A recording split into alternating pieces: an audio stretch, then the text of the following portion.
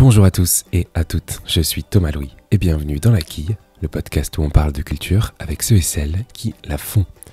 Cette semaine, je reçois le réalisateur et scénariste Thomas Lilti. Vous le connaissez peut-être grâce à la série Hippocrate ou encore grâce au film Première année. Et si la médecine, le soin est son sujet de prédilection, c'est parce que Thomas est lui-même un ancien médecin. Il vient de publier son premier livre, Le Serment, aux éditions Grasset.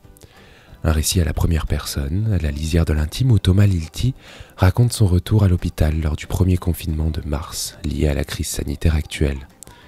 Une décision qu'il a prise alors qu'il tournait dans un hôpital de fiction à quelques pas, quelques jours avant.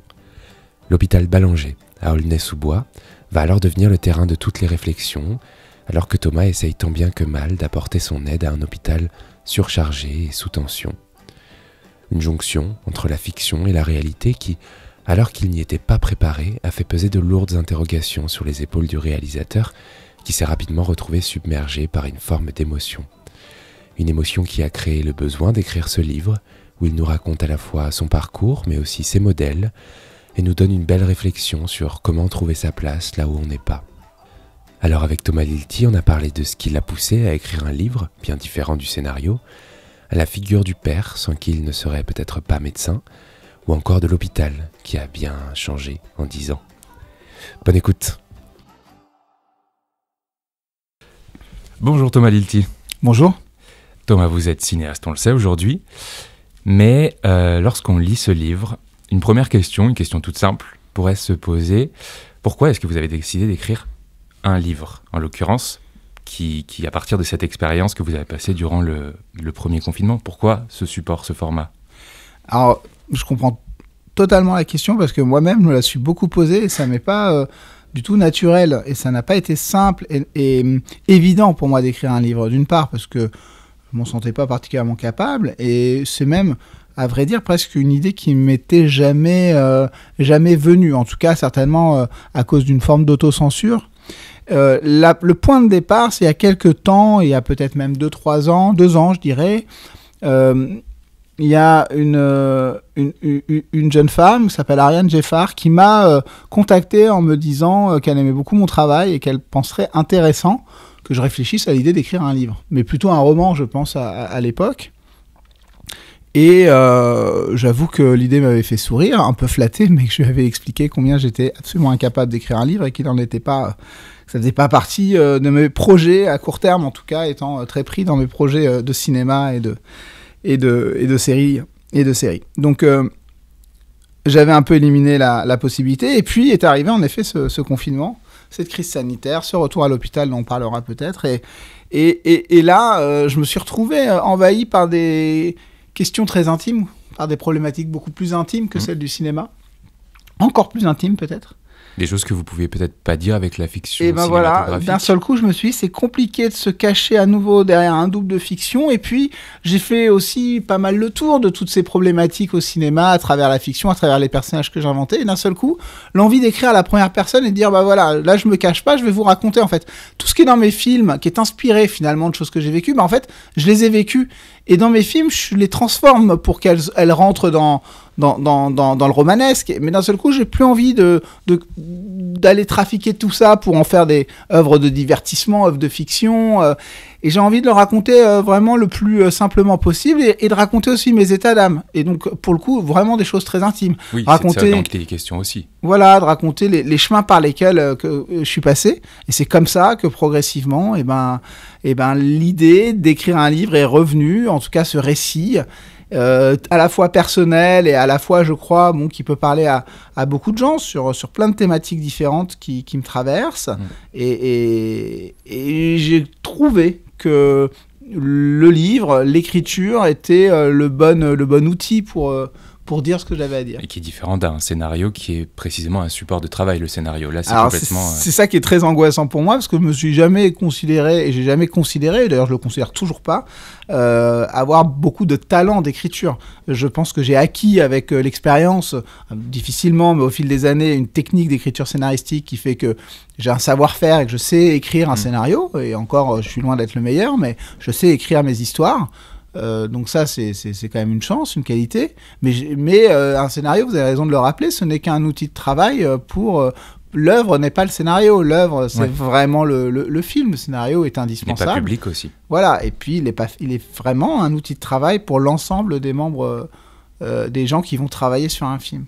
Outil de travail indispensable, mais pas objet final. Contrairement à un livre où là, d'un seul coup, on lisait ma production, quoi. Et c'est vrai que, je le dis, on m'a souvent dit de pas trop le dire parce que j'ai tendance parfois à m'abîmer, mais c'est vrai que à me discréditer, mais c'est vrai qu'en plus j'ai jamais été un élève particulièrement doué en rédaction, en écriture, etc.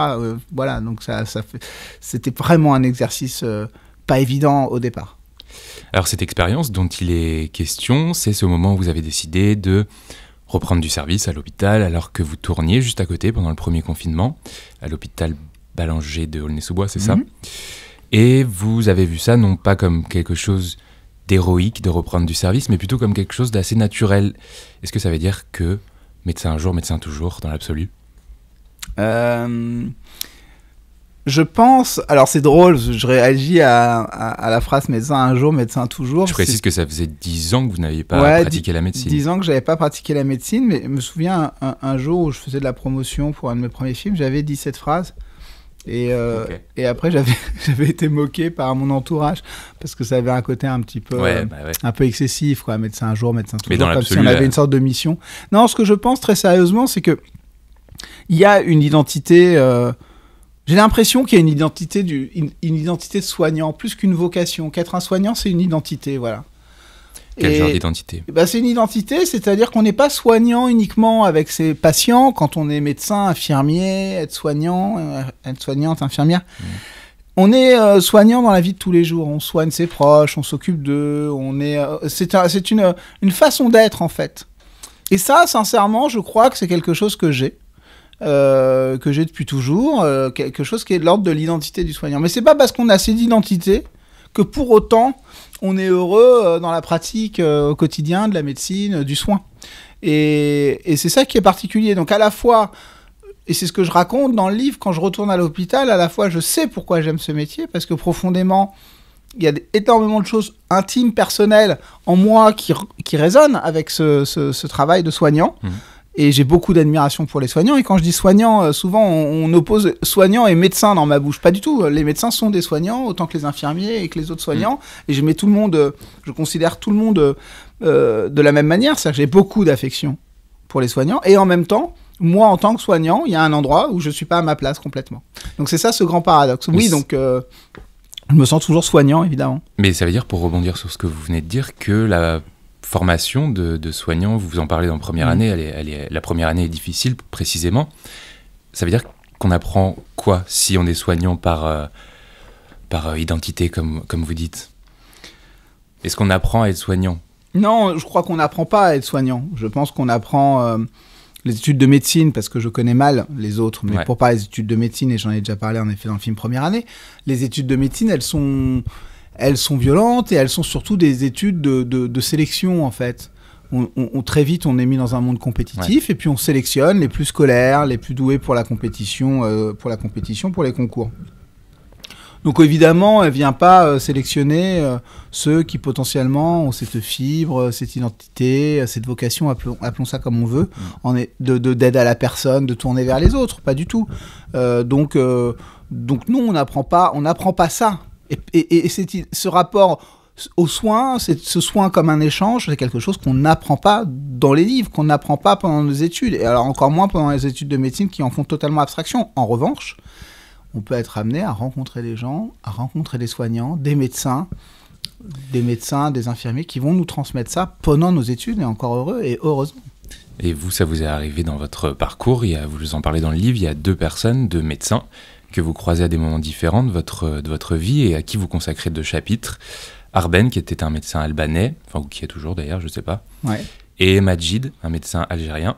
Ils sont à l'époque tous les 2 FFF, donc faisant fonction d'interne. Oui, pourquoi j'ai dit FFF ? Pourquoi j'ai écrit FFF ? Faisant fonction d'interne. Et ces 2 médecins étrangers vont vous apprendre à, je ne sais pas, mieux vous connaître vous, mais aussi votre profession de médecin à l'époque. En quoi est-ce qu'ils se sont imposés eux, comme j'imagine, ce sont également des exemples, mais comment ils se sont imposés comme comme des figures importantes jusqu'à leur consacrer des chapitres, en l'occurrence? Bah, vous savez, moi, j'ai 22, 23 ans quand je les rencontre l'un puis l'autre. Je connais pas grand-chose à la médecine en dehors de ce que j'ai appris dans les livres, et on se retrouve assez rapidement plongé dans un univers avec beaucoup de responsabilités, assez solitaire finalement, qui est la pratique de la médecine, notamment les gardes de nuit. On se retrouve seul, en contact avec la maladie, avec la mort, avec les familles des patients, avec les malades directement, avec des décisions à prendre. Et c'est pas toujours simple, et c'est vrai qu'il se trouve que la nuit à l'hôpital, il y a beaucoup de médecins étrangers qui font des gardes, et que finalement c'est eux qui, du haut de leur expérience et de leur âge supérieur au mien, ont très vite une figure de grand frère, voire paternel à mon égard, et ont pu me transmettre finalement ce que je n'apprenais pas dans les livres à l'époque, c'est-à-dire de prendre du temps, l'écoute, le sens du devoir. Voilà, le sens du devoir. Et ça, c'est des choses qui m'ont, qui à cet âge-là, qui était vraiment un âge où j'étais en pleine mutation, transformation, m'ont beaucoup apporté. En tout cas, ont infusé en moi, et je me suis rendu compte combien il y avait un passage de témoin de leur part. Plus peut-être en effet que mes enseignants plus classiques dans le cadre de la formation médicale. Et à la base de tout ça, il y a peut-être, en tout cas vous en parlez dans le livre, votre père, vous aviez des doutes, et c'est la pression, notamment paternelle. Votre père est médecin, gynécologue, obstétricien. Cette pression qui vous a fait devenir médecin, vous le dites, c'est sans doute ridicule, mais c'est sans doute parce qu'il était médecin que vous l'êtes aussi devenu. Pour quelle raison on décide, quand on est Thomas Lilti en l'occurrence, de suivre les traces du père? C'est complexe, parce qu'en effet, c'est des choses qui sont vraiment... Je pense que c'est complexe. De l'ordre de vraiment de l'intime, de l'enfance. Moi, je suis le cadet d'une fratrie de 3 garçons. J'ai un grand frère qui n'a pas fait des études de médecine, mais qui a fait des études brillantes. Moi, je me sentais peut-être pas à juste titre, mais j'ai toujours eu le sentiment d'être un élève plutôt moyen, certainement en comparaison à mon grand frère, et avec une pression scolaire qui était importante dans ma famille, pas du tout d'artiste dans ma famille, plutôt une culture de l'excellence scolaire. Il fallait être bon élève, comme on dit. C'était quelque chose de très important, de rentrer dans ce cadre scolaire qui est très propre au système français, voilà, très sélectif dans la compétition. Et voyant quand même que j'étais pas très doué pour les études, ou parce que ça peut paraître ridicule quand on réussit à faire des études de médecine de dire ça, mais en tout cas pas très heureux dans le système scolaire, me rendant bien compte, sans vraiment être capable de le définir, que finalement l'école n'était pas un lieu d'épanouissement pour moi depuis toujours, de l'école primaire jusqu'à l'université. Et qu'en même temps, et que c'est autre chose qui m'appelle, le sentiment qu'il y a un ailleurs pour moi où je dois pouvoir m'épanouir, mais je ne le sais pas à 16-17 ans où il est cet ailleurs. Et en même temps, j'ai la pression familiale, notamment paternelle, de faire des études. Et ne sachant pas trop quoi faire, je me dis, je crois que mon raisonnement, il est aussi simple que ça, aussi basique, et de dire, vu que c'est mon père qui veut que je fasse des études, et pour qui ça a l'air aussi important, autant que je fasse les mêmes que lui, d'une certaine manière, il ne pourra pas trouver grand-chose à redire, puisque je ferai la même chose que lui, c'est déjà pas mal.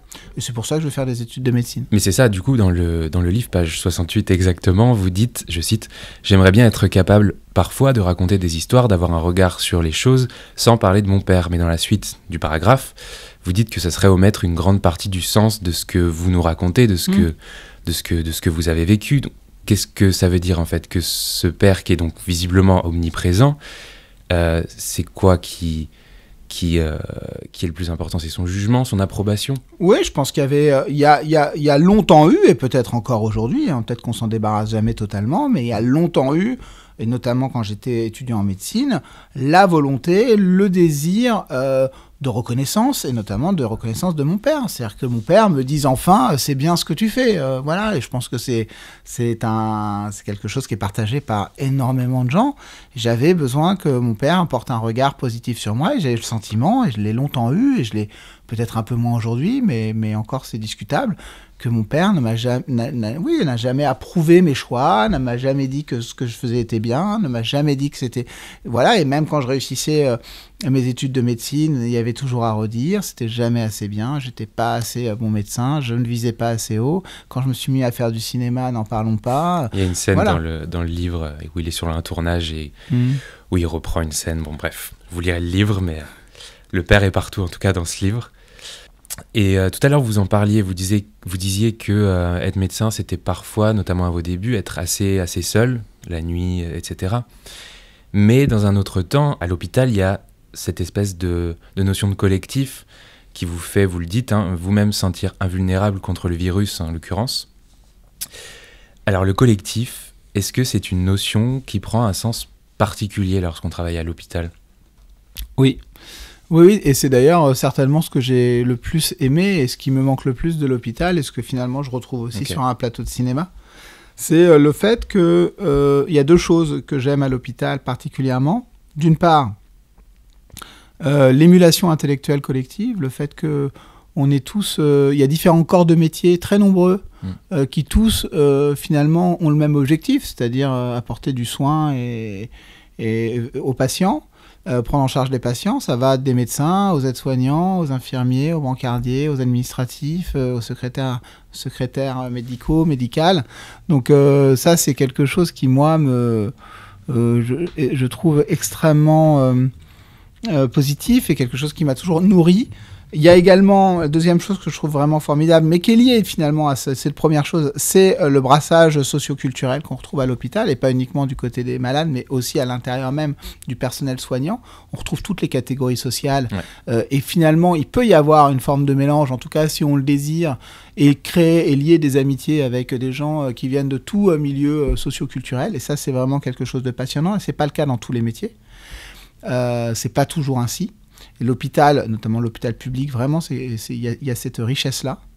Et puis bon, pour la troisième chose aussi, c'est que l'hôpital, ce que finalement j'ai à la fois aimé et détesté, c'est comment c'est un... Alors certains le décriront et certains de mes amis médecins le décrivent comme un monstre. Moi, j'y vois quelque chose que finalement j'ai plutôt bien aimé. C'est comment il vous phagocyte, pour reprendre une expression médicale, c'est-à-dire qu'il vous ingère parce que on peut tout y vivre, quoi. On peut y vivre sa vie amoureuse, sa vie ses amitiés, ses peurs, ses peines, ses joies. C'est vrai que d'une part parce que quand on est étudiant en médecine ou jeune médecin, on y passe 80% de son temps, et d'autre part parce que voilà, on y fait des rencontres incroyables, donc on y dort, on y mange, et c'est vrai que c'est quelque chose finalement, quand j'étais jeune, que moi j'ai plutôt bien aimé de l'hôpital. Un peu comme un lieu de vie, quoi. C'est un lieu de vie totalement. Qu'est-ce qui a changé en 10 ans dans l'hôpital ? Les choses se sont aggravées, c'est-à-dire c'est pas que ça a changé, c'était déjà pas terrible il y a 10 ans, et c'est encore pire aujourd'hui. Alors ce qui... en tout cas, quand moi j'ai commencé à être interne au début des années 2000, c'est-à-dire il y a presque 20 ans, je me rends compte quand même que l'hôpital est encore plus déshérité. C'est vrai, l'hôpital public, c'est délité. Il y a des problématiques de place, de matériel, de manque de personnel. C'est beaucoup aggravé. La bureaucratie a pris de plus en plus de place. Là où je me souviens que moi, jeune, déjà, on nous demandait quand même pas mal de papiers, où il y avait quand même pas mal de réunions, etc. Ça a pris énormément de... Peut-être à cause de l'informatisation. L'informatisation, et j'en parle dans le livre, joue un rôle quand même. C'est-à-dire qu'il faut rentrer un nombre de codes incroyable, toujours cocher des cases, etc. Alors même que ça nous éloigne du soin. Moi, je me suis rendu compte aux urgences, quand on voit un patient, on va passer peut-être 10 minutes à faire l'examen clinique avec le patient, mais on va passer au moins le même temps, voire plus, surtout quand on est malhabile comme moi avec des ordinateurs que je connaissais pas, des logiciels que je découvrais, on va passer 2 ou 3 fois ce temps-là devant un ordinateur à cocher des cases, ce qui n'apporte rien au patient en soi. Et ça donne l'impression d'être surveillé un peu dans son activité. Oui, alors ça encore, moi qu'on ait des comptes à rendre, je suis pas contre, alors des comptes, oui, contre ça, mais pardon ? avoir des comptes à rendre, ouais, Oui. mais être surveillé. Oui, Enfin, il y a ce sentiment d'être surveillé, ce sentiment en tout cas d'un temps perdu, quoi, d'un temps qui n'est pas consacré aux soins. Moi, c'est plus ça qui m'était et qui m'est désagréable, et je pense dont beaucoup de soignants se plaignent. Et puis surtout, ce que j'ai constaté, et ça c'est une banalité de le dire, mais c'est la souffrance des soignants. C'est que les soignants sont en grande souffrance, médecins inclus. Hors crise, la crise sanitaire n'a fait que le révéler au grand public, mais les soignants souffrent, et ils souffrent de ne pas pouvoir bien faire leur travail. C'est surtout ça que j'ai constaté, que je savais déjà, mais qui m'a sauté aux yeux en revenant à l'hôpital. Alors dans ce livre, vous vous posez des questions qui sont, on l'imagine en tout cas, importantes pour vous, qui sont fortes. Pourquoi est-ce que je m'étais jamais senti légitime, par exemple, à exercer la mission de médecin? Où est-ce qu'on se place entre la médecine et le cinéma? Est-ce que vous pensez trouver ces réponses en écrivant autre chose, par exemple, d'autres livres? Comment vous pensez pouvoir trouver les réponses à ces questions? Sur ma légitimité, par exemple, ce qui est au cœur, c'est vrai, du livre, je crois, c'est quand même la question de la légitimité. Vous savez, quand on est un jeune homme et qu'on fait des études de médecine et qu'on n'est pas vraiment heureux dans ses études, on ne sait pas pourquoi on n'est pas heureux. Moi, longtemps, c'est une notion qui est complexe, finalement, qui a l'air toute simple, mais qui est un peu complexe. C'est-à-dire que on n'a pas... Moi, je ne sais pas pourquoi je ne suis pas heureux. Pourquoi, alors que je vais à l'hôpital, que je fais un métier passionnant, que j'ai été sélectionné, que j'ai la chance, paraît-il, de faire partie de ces gens qui accèdent à ce métier, alors qu'il y a tellement d'étudiants qui auraient rêvé d'être médecin. Moi, j'ai la possibilité de devenir médecin. On voit bien que ce métier, il est riche de savoir, riche de compétences, qu'il a une assise sociale, que c'est un métier de pouvoir, d'autorité, etc. Plein de choses qui sont plutôt à mettre dans le camp des choses positives. Sur le papier. Et pourtant, moi, quand je suis à l'hôpital, ou même en médecine de ville, je me rends compte que je suis un peu à côté de mes bottes, quoi. Je suis à côté de mes chaussures, je regarde ce qui se passe et je ne suis pas épanoui, je m'y ennuie un petit peu, ce qui est complètement paradoxal par rapport à l'intensité du travail demandé.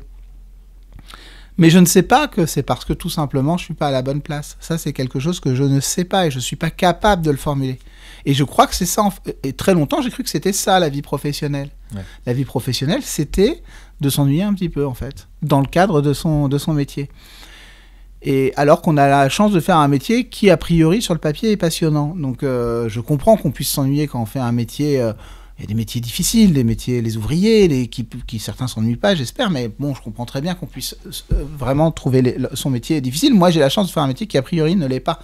En tout cas, pas d'un point de vue, provoque pas l'ennui. Et là, moi, je m'ennuie. Et j'ai mis du temps à comprendre, et je l'ai compris que par la force des choses, qu'en fait, c'était juste pas ma place, j'étais pas au bon endroit. Et ça, je crois qu'on est très nombreux à ressentir ce genre de choses, mais sans être capable de le formuler. Et parfois, on peut passer, je pense, une vie entière à ne pas comprendre pourquoi, finalement, on n'est pas plus épanoui que ce qu'on devrait l'être. Et ça a posé la question de la légitimité. Pourquoi ? Parce que, en tout cas, dans un premier temps, de la culpabilité, parce que cet ennui que je ressentais me rendait très coupable de me dire mais pourquoi je n'arrive pas à plus m'investir ? Et très vite, dans mon métier de médecin, et très vite, la question de la légitimité s'est posée. Suis-je médecin alors que je pratique la médecine ? Suis-je légitime à être médecin alors même que je ne me sens pas heureux en tant que médecin ? Et puis ensuite, quand j'ai commencé à faire du cinéma, c'est ce problème de la légitimité a continué à me poursuivre. Étais-je légitime à faire du cinéma ? Puis étais-je légitime à faire de la médecine et du cinéma ? Puis plus je faisais de cinéma, moins j'étais légitime à être médecin. Puis en tant que cinéaste, comme je commençais à raconter des histoires de médecine, je devenais, et que j'ai eu du succès aussi grâce à ces histoires de médecine, je devenais légitime en tant que cinéaste mais qui racontait des histoires de médecins, finalement, mais j'avais le sentiment de ne pas être légitime à pouvoir raconter ce que je veux. On me disait toujours, j'entendais toujours cette petite musique, comme quoi j'étais capable de faire des films à partir du moment où ça racontait la médecine. Et tout ça m'a un peu perdu en me demandant finalement, elle est où ma place ? Même si j'avais conscience que j'étais heureux sur un plateau de cinéma. Mais... la réponse, elle arrive quand même. C'est-à-dire que finalement, d'être légitime à raconter des histoires de médecine, c'est déjà pas mal, quoi. Et ça, c'est quelque chose aujourd'hui que j'assume. Et ça me va déjà, ça me comble. Alors après, est-ce que le chemin d'après, c'est de se dire, suis-je légitime à raconter autre chose ? Certainement, mais quand je fais le bilan et que je me dis, finalement, qu'est-ce qui m'intéresse ? Qu'est-ce que j'aime raconter ? J'aime raconter le travail. Ça, c'est un lien qu'on retrouve dans quasiment tout ce que je fais, mes films, la série que je suis en train de réaliser, le livre que j'ai écrit. J'aime raconter des gens au travail. finalement, quel est le travail que je connais? C'est celui de la santé, c'est celui du soin. Donc je raconte le travail que je connais. Ça me semble tout à fait cohérent. Deuxièmement, l'autre chose qui m'intéresse beaucoup, c'est de raconter, mais ça je sais pas pourquoi, c'est quelque chose qui me vient de toujours, et c'est ce que vous avez décrit à travers ces deux personnages de médecins, Majid et Arben. C'est vrai que je suis touché par les histoires de déclassés, par des gens qui sont déclassés. C'est typiquement le cas de Arben et Majid, et c'est pas juste que je suis touché par raconter leur histoire, c'est que ça me touche dans la vie. Alors ça touche à peu près tout le monde, mais moi particulièrement, c'est vrai que j'entre tout de suite en empathie avec quelqu'un de déclassé. Et je me rends compte quand je vois un film, quand je lis un livre, dès qu'il s'agit d'une histoire de déclassé, ça vient réveiller en moi des choses très fortes. Et ça, je peux le raconter à travers mes histoires de médecine, donc tout ça me comble pour le moment. Oui, vous n'aurez jamais envie, selon vous, de travailler sur autre chose? Bah bien sûr que si, il y a plein d'histoires qui me traversent et je me dis, mais ça, je pourrais le raconter. Mais vous ne vous sentez pas, pour l'instant, assez... Parfois, il me manque... Je vous donne un exemple très concret. Quand je fais le film Première année, sur la première année de médecine, où les gens me disent, c'est un film sur la médecine. Bon, déjà, c'est pas du tout un film sur... Si on est objectif, c'est pas un film sur la médecine. Je ne filme jamais de médecins. Je filme des étudiants de 17, 18, 19 ans qui font une première année de médecine, qui pour la plupart ne deviendront jamais médecins. Alors certes, ils apprennent des choses qui n'ont rien à voir avec la médecine, ce qu'on apprend en première année de médecine, c'est-à-dire des maths, de la biochimie, de la physique, etc. Mais je montre des étudiants qui travaillent. Donc ça déjà, c'est pas un film sur la médecine. Et d'ailleurs, c'est tellement pas un film sur la médecine qu'au départ, l'idée est juste de raconter la violence des études supérieures en France et combien elles sont basées sur la compétition. Parce que ce que je raconte en première année de médecine, je peux le raconter en prépa, je peux le raconter dans énormément d'autres univers que la médecine. Il se trouve que je me dis, à un moment donné, je veux raconter la violence de la compétition et finalement l'injustice du système scolaire français, notamment universitaire. Je veux raconter ça. Finalement, celui que je connais le mieux, c'est celui de la première année de médecine. Donc je vais transposer, autant raconter ce que je connais le mieux, là où j'ai des choses très, très concrètes à raconter. Oui, puis des anecdotes, j'imagine. Voilà, c'est juste ça, mais le point de départ n'est pas la volonté de faire un film sur la médecine. Ouais. Si demain, je veux raconter l'histoire, je sais pas, d'une femme battante qui essaie je dis n'importe quoi, mais qui essaierait de se débrouiller entre sa vie de famille, son travail, la dureté de son travail, etc. Il est possible qu'intuitivement, à un moment donné, cette femme, je décide que ce soit une femme médecin ou une femme infirmière, parce que ça va donner, ça va apporter quelque chose, une vérité, parce que je vais être capable de décrire cet univers-là. C'est plus ça, même si le cœur de mon projet n'est pas le soin. Alors, votre mère est prof de lettres, je crois, et vous avez grandi, alors arrêtez-moi si je me trompe, dans un milieu assez livresque, enfin, où les gens aimaient lire en tout cas. Et vous, quel est votre rapport à la lecture ? Alors l'accès à la culture était très facilité dans mon enfance. Mère prof de lettres que j'ai toujours connu lire, grand-mère que j'ai toujours connu lire beaucoup, et grand frère qui lisait énormément. Et un père qui était moins lecteur de romans, mais qui lisait le journal, qui lisait des biographies, qui lisait plein de... Voilà. Et moi non. Moi, j'étais plus à l'image des jeunes gens d'aujourd'hui, c'est-à-dire un rapport à la lecture assez contrarié, difficile, et d'ailleurs, finalement, assez moqué. C'est-à-dire qu'on a toujours...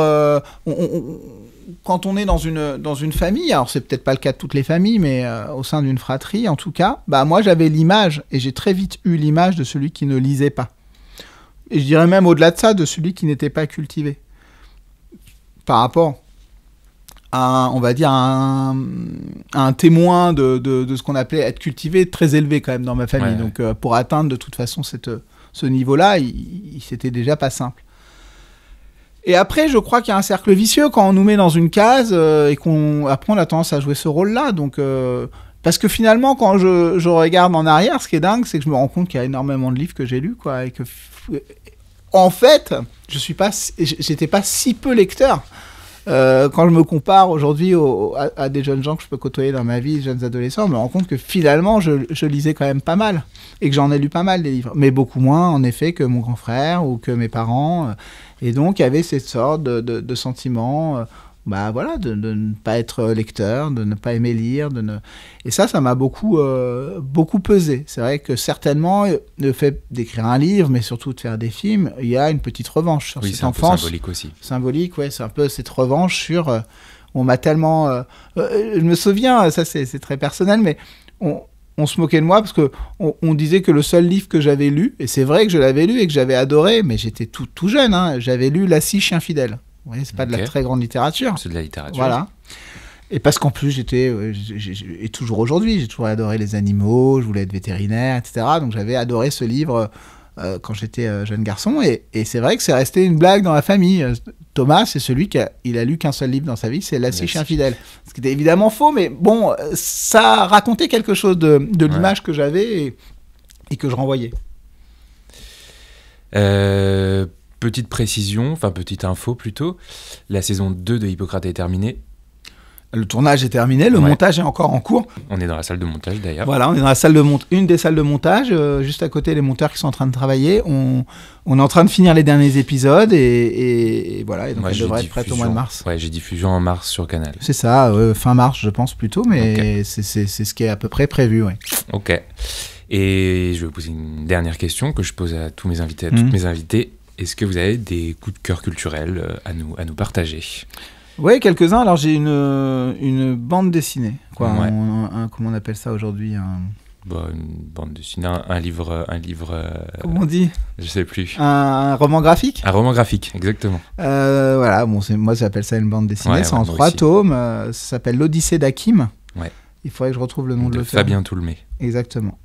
Et je trouvais ça formidable. J'ai découvert ça récemment. On m'a fait découvrir ça. Et ça m'a bouleversé. L'histoire d'un Syrien, une histoire toute simple, l'histoire d'un jeune Syrien qui se retrouve pris dans les événements de la guerre civile pendant le pouvoir de Bachar al-Assad et qui est contraint de quitter son pays, croit-il pour quelques jours ou quelques semaines au départ, de passer d'un pays à l'autre, d'abord... au Liban, puis en Turquie, voilà, et en fait, c'est tout son trajet jusqu'en France, où il va finir par réussir à s'installer, et jamais il pensait ne pas revoir son pays, et c'est toute cette traversée, quoi. C'est vraiment d'un seul coup de se rendre compte de ce que c'est qu'être finalement d'être un réfugié, quoi. Ces fameux sans-papiers dont on parle, ou ces gens qui meurent... dans la Méditerranée parce qu'ils sont tombés à l'eau ou ils ont coulé.